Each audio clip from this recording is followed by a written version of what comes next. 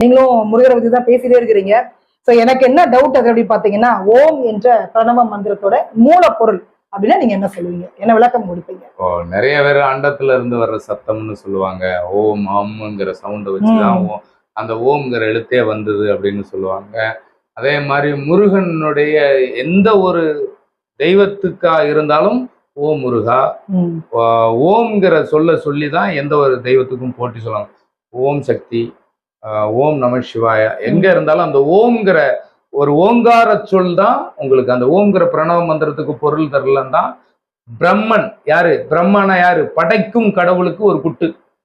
படைத்தலில் குறை இருந்தது. அப்போ ஓம்ங்கிற பிரணவ மந்திரத்துக்கு பொருள் விளக்கம் தெரியாம நீ எப்படி படைக்கும் தொழில் செய்யலாம் அப்படின்னு முருகன் பிரம்மனை படைப்பவனை அறிவுதான் முருகன். அறிவால் குட்டியவன் முருகன். அதாவது படைத்தல்ல குறை இருக்கு, அதை சரி பண்ணு. ஓம்ங்கிற பிரணவத்துக்கு உனக்கு பொருள் தெரியல. நீங்க இந்த உலகத்துல காக்கா, குருவி, மைனா, இந்த மாதிரி பறவைகளா இருக்கட்டும், மான், சிங்கம், புலி, கரடின்னு விலங்கினமா இருக்கட்டும், கால்நடைகள்ல எதுவா இருக்கட்டும், பறவை, விலங்கு, மனிதன், குரங்கு, அதாவது உயிர் இனங்கள். உயிர் இனங்களினுடைய வடிவம் வெவ்வேறு.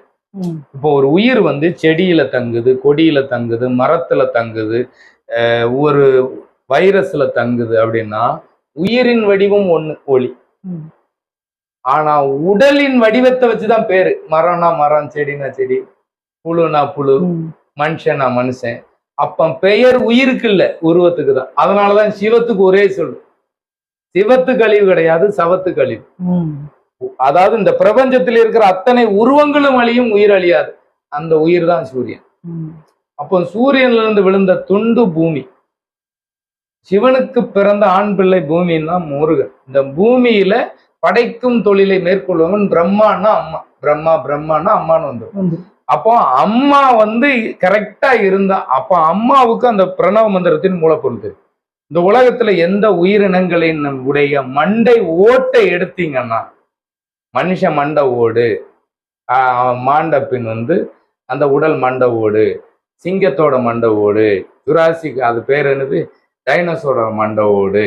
நீங்க எந்த மிருகம், எந்த பறவையினுடைய மண்டை ஓட்டை எடுத்தீங்கன்னாலும் 2 கண்ணு, மூக்கு, வாய், ஓம் வடிவுல இருக்கு.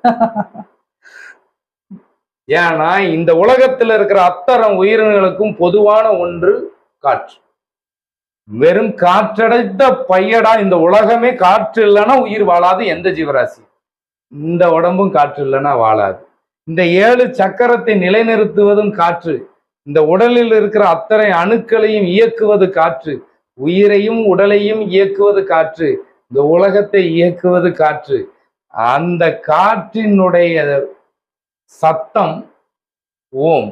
இந்த மண்டை ஓட்டு வடிவுல போறது. அப்போ மனிதனுடைய இந்த உயிர் இனங்களினுடைய சத்தத்தை ஓம்னு சொல்லக்கூடாது. என்ன சொல்றான்னா, ஓம்ங்கிற பிரணவ மந்திரத்தின் மூலப்பொருள் ஒரு நாசி வேலை செஞ்சா ஒரு நாசி வேலை செய்யாதுமா. நல்லதை எடு, கெட்டதை விடு. கார்பன் டை ஆக்சைடை விடு, ஆக்சிஜனை எடு. ஆக்சிஜனை எடுக்கணும், கார்பன் டை ஆக்சைடை விடணும். மரம் கார்பன் டை ஆக்சைடை சிலது எடுக்கும், சிலது ஆக்சிஜன் எடுக்கும்.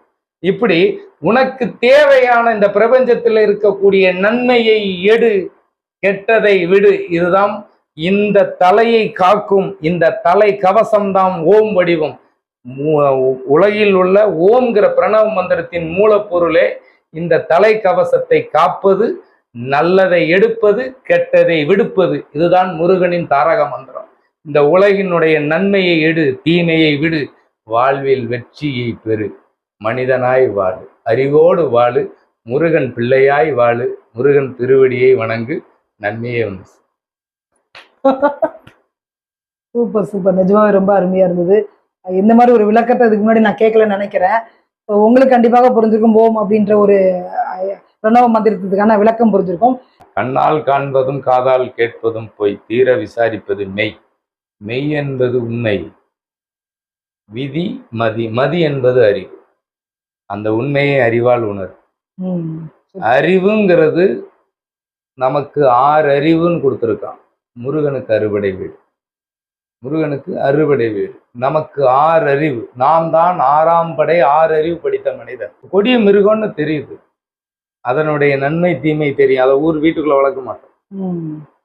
அப்போ நல்லது கெட்டதை அறிந்து, உணவுல இருந்து உடையில இருந்து உன் கிரகங்களினுடைய நன்மை தீமைகளை அறிந்தால் ஓம் என்னும் பிரணவம் மந்திரம் உன்னை காக்கும். பிரணவம் என்பது உயிர். அந்த உயிரின் இந்த தலை கவசம் காக்கும் வரை, இந்த உடல் கவசம் காக்கும் வரை இந்த ஓம் வாழும். இதுதான் ஓம், நம்மளுடைய முக கவசம். இதை வைத்துதான் அடையாளம். மனிதனா, மிருகமா, பறவையா, என்ன உயிரினம், என்ன வடிவம், அதை வச்சுதான் உன்னுடைய தன்மை. அத்தனை உயிரினத்துக்கும் உடல் அழிஞ்சிருச்சுன்னா அத்தனை மண்டவோடும் ஓம் வடிவில் தான். எனக்கு தெரிஞ்ச பிரணவ மந்திரம் இதுதான். நான் மற்றவங்களை பின்பற்றுறது இல்லை, எனக்கு தோன்றதை சொல்றேன். மீண்டும் சந்திக்கலாம். நன்றி, வணக்கம்.